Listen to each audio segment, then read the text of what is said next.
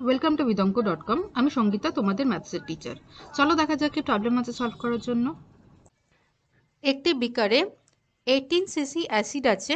ওই বিকার থেকে 3 CC acid তুলে নিয়ে 3 সিসি জল যোগ করা হলো।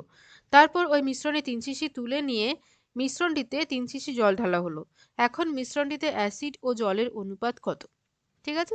আচ্ছা, তো তাহলে বিকারে প্রথমে অ্যাসিড আছে, অ্যাসিডের পরিমাণ হচ্ছে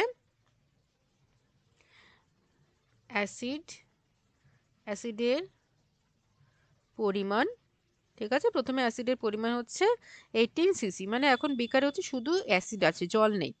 18 সিসির অ্যাসিড আছে। এবারে ওই বিকার থেকে 3 সিসি অ্যাসিড তুলে নেওয়া হলো। তাহলে 3 সিসি অ্যাসিড যদি তুলে নেওয়া হয়, তুলে নিলে এখন অ্যাসিডের পরিমাণ কত হবে?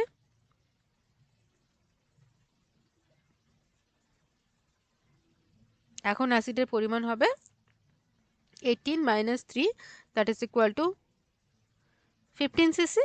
ঠিক আছে, তো এখন অ্যাসিডের পরিমাণ হচ্ছে 15 সিসি। এবার 3 সিসি অ্যাসিড তুলে নিয়ে তারপরে জল মেশানো হচ্ছে। তাহলে এখন জল মেশানো হলো হচ্ছে 3 সিসি। ঠিক আছে, তাহলে অ্যাসিড আর জলের অনুপাত কত হচ্ছে? তাহলে দেখো, অ্যাসিড ইজ টু জল হচ্ছে তোমার 15:3। তো 15:3 মানে 5:1। ঠিক আছে, অ্যাসিড আর জলের অনুপাত হচ্ছে 5:1।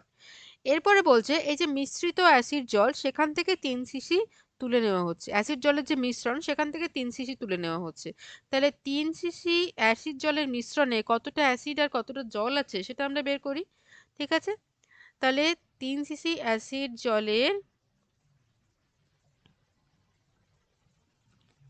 মিশ্রণে, ঠিক আছে, তো আমরা ধরে নিই যে 3 সিসি অ্যাসিড জলের মিশ্রণে অ্যাসিড আছে 5x। যেহেতু বলছে আমরা বীজগাণিতিক পদ্ধতি প্রয়োগ করতে পারবো, তো আমরা এভাবে লিখতে পারি। ঠিক আছে, অ্যাসিড জলের অনুপাত এভাবে আমরা লিখতে পারি, এক্স যদি কমন ফ্যাক্টর হয় তাহলে 5x:1x, এভাবে আমরা লিখতে পারি। তাহলে অ্যাসিডের পরিমাণ হচ্ছে 5x আর জলের পরিমাণ হচ্ছে 1x। ঠিক আছে, তাহলে মিশ্রণের মোট পরিমাণ, মোট আয়তন হবে 6x।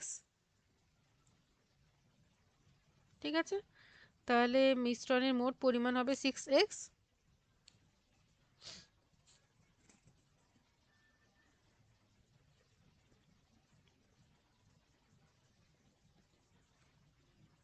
ঠিক আছে, তো আমরা বলতে পারি যে 6x=3।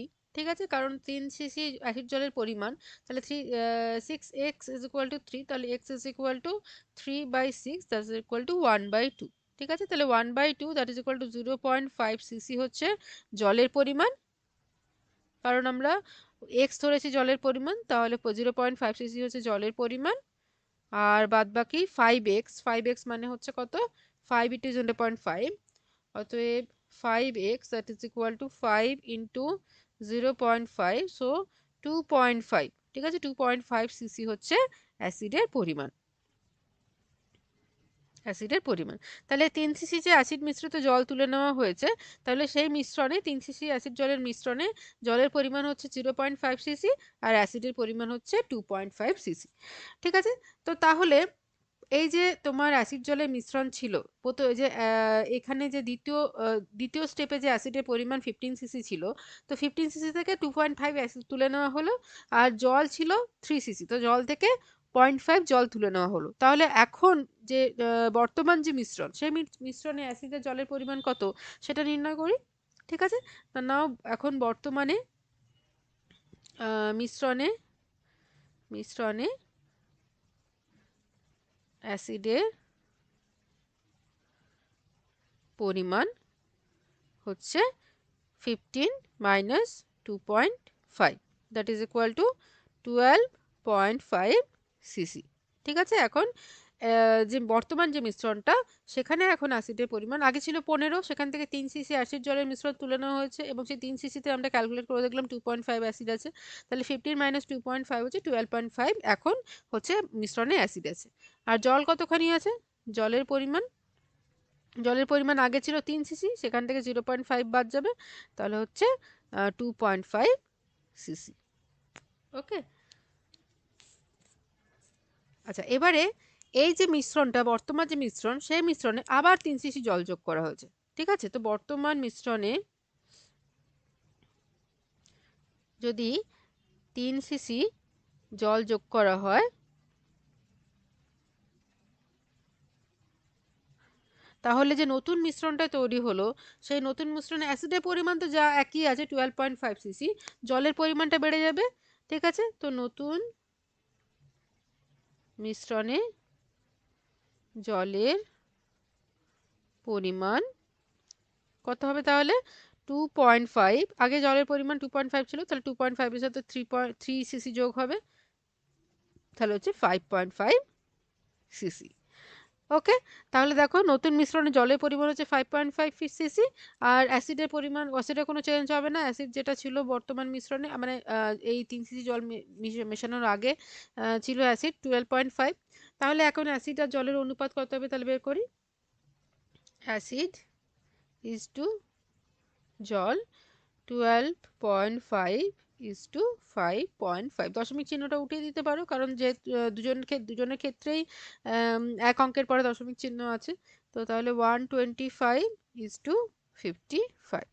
তাহলে 5 দিয়ে কাটো, 5 25-এ 125, 5 11-এ 55। তাহলে অ্যাসিড আর জলের অনুপাত হচ্ছে 25 ইজ টু 11। ঠিক আছে, তো এটাই আমাদের জানতে চাওয়া হয়েছে। চলো একবার দেখে নিই আমরা কি বলতে নির্ণয় করতে হবে। হ্যাঁ, এখন যে মিশ্রণটি হয়েছে তাতে অ্যাসিড আর জলের অনুপাত কত? তো অ্যাসিড আর জলের অনুপাত আমরা পেলাম 25:11। Okay, so this is our final answer. Okay, thank you for watching বিদঙ্গ.com। অঙ্কের আরও প্রবলেম এবং সলিউশনের জন্য আমাদের ওয়েবসাইট অবশ্যই ব্রাউজ করো।